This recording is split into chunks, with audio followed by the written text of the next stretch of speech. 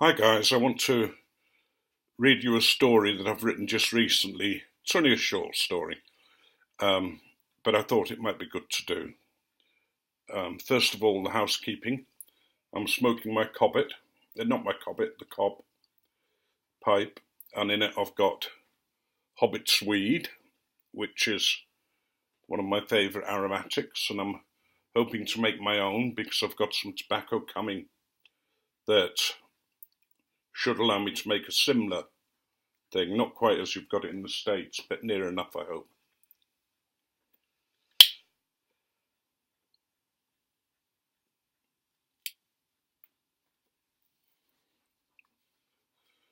Right, are you sitting comfortably? Then I'll begin. Charles had been expecting this day to come, but he'd hoped he would have a little more time to prepare himself for the shock. Just a few more days is all he asked. But when he came down into the kitchen, he knew Rover had died during the night. He told himself that the dog was old and in pain, but as he sank to his knees beside the wicker basket, the tears ran freely down his cheeks. Sobs racked his body as he gently held the dog. He laid Rover in the basket and went to the shed to get a spade. As he went into the orchard, he looked for the tree under which he'd buried Lassie, Rover's mother.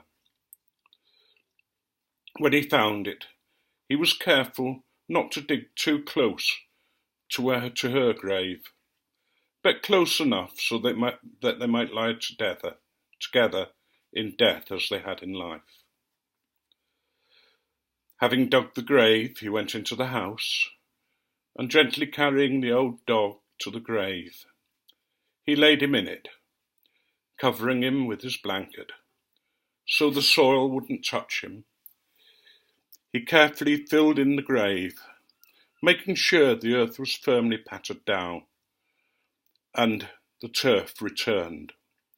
As he walked slowly back to the kitchen, and there he made himself a coffee.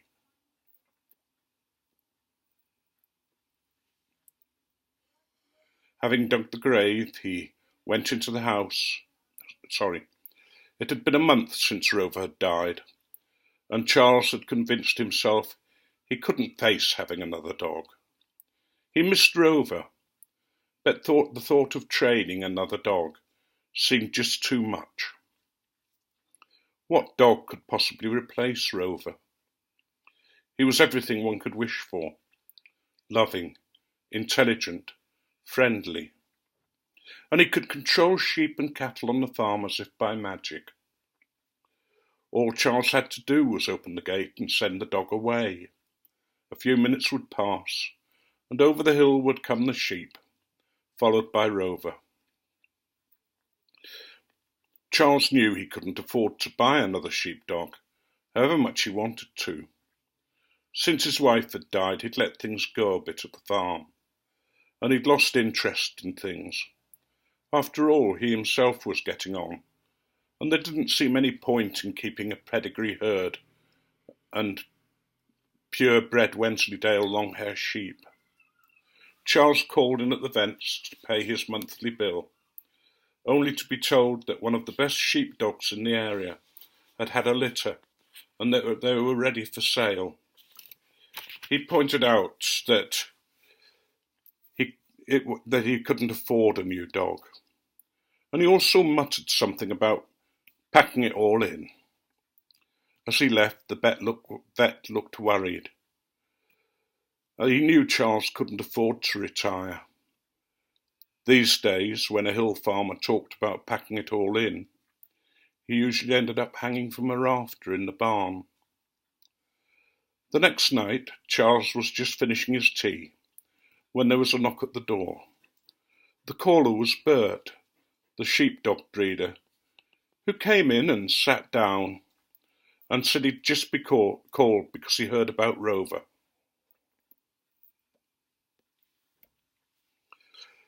He said nothing about his latest litter, and he and Charles sat around the bottle of sheep dip and started putting the world to rights.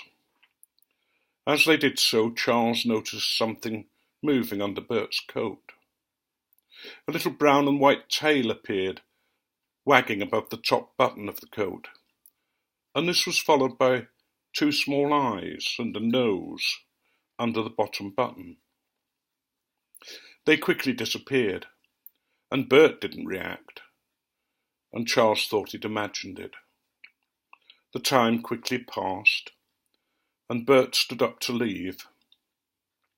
As he did so, he seemed to remember something, and asked Charles if he would do him a favour. Like all hill farmers, Charles would always try to help a friend, and asked what it was. Bert explained that he'd just sold all his litter, but when he delivered the dogs, the buyer wouldn't accept the last dog, because it was brown and white, not black and white. He reached under his coat and brought out the most beautiful little bitch. "Can you take her?" Charles shook his head. "I'm sorry, I can't afford it." Bert said the buyer's paid for the whole litter, and therefore the dog would be free. And he placed her on the floor, and she waddled slowly over to Charles, squatted, and peed in front of him. Charles was smitten, until he had her no master.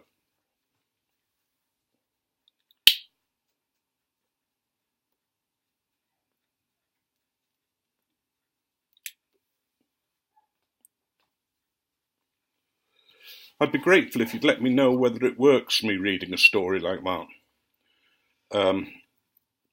If so, I might do some more. In case you were wondering about the sheep dip, why they should be sat round a bottle of sheep dip, Yorkshire farmers aren't stupid, and nor are Scots farmers. And you don't pay tax on farm products in the way that you do with other products.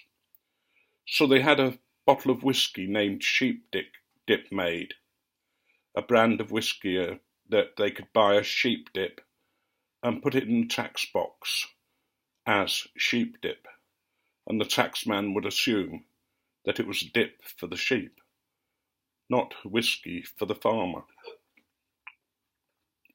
And the hill farms in England at the moment are going through a hard time, as many of the small farms are.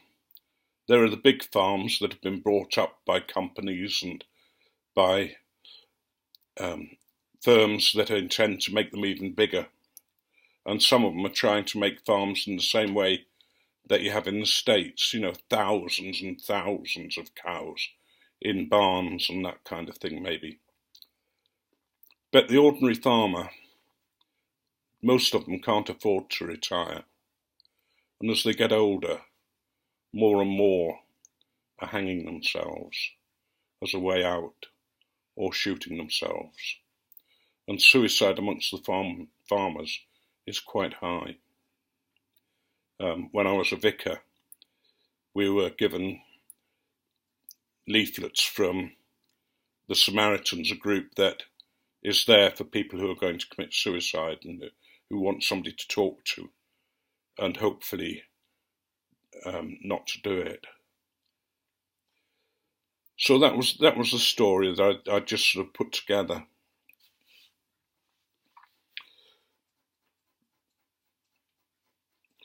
When you think about it, storytelling is something that has gone on through the centuries. Sat round the fire, and the storyteller of the tribe, telling the tribe's history and traditions and beliefs. And most of the stuff that they learnt by rote. It seems an amazing feat of memory to learn a whole history of a tribe, and slowly adding to it the things that happen in your own time. It's something that really I would love to have done. I love to have been able to see or listen to a tribal storyteller. And a lot of ancient tribes of native peoples in different countries have that way of passing on tribe history. And also there was some thought on some of the videos about what it means to be a good father, what it means to be part of a family, what it means to think about our histories. Well, I was thinking about that for the initiation, tribal initiation. How do you make a man from a boy? What's the point where he becomes part of the tribe in a different way? And what's the point where our children move on to that next stage? And I think one of the ways some of us have moved on is with the pipe. Sat at the feet of the men as they're smoking, or sat in the same room listening to them, talking about the harvest, talking about the things that have gone on, the people who have made them laugh. It used to be in some tribes that what would happen is when it came time for the tribal initiation, the father would be away, he'd disappear. And an uncle would come in and snatch the child from the wife, from the mother. Quite literally, he would kidnap the boy, not telling him where he was going or what was happening. And he'd be taken to the place of preparation, sometimes where they fasted for 2 or 3 days or more, as in some of the Native American tribes, until they received their spirit name or until God got in touch. But in some tribes it was different to that. You'd be taken along with the other people who were to be initiated. You knew you were not allowed to cry. You had to be brave. And in one particular tribe, the tribal elders would stand, and as the boys went underneath their outstretched arms, they would cut themselves, allowing blood to drip down onto the boys' heads. And then the boys would be circumcised. And when they went back home, when they'd recovered, and when the stories had been told to them that they must learn, and the traditions that they must learn, their mothers knew, and their sisters knew, that these were different. Something had happened. They'd become men, part of the tribe. Sadly, we don't often have things like that now. That passing from child to man, maybe bar mitzvahs or that kind of thing, but most of us don't have it.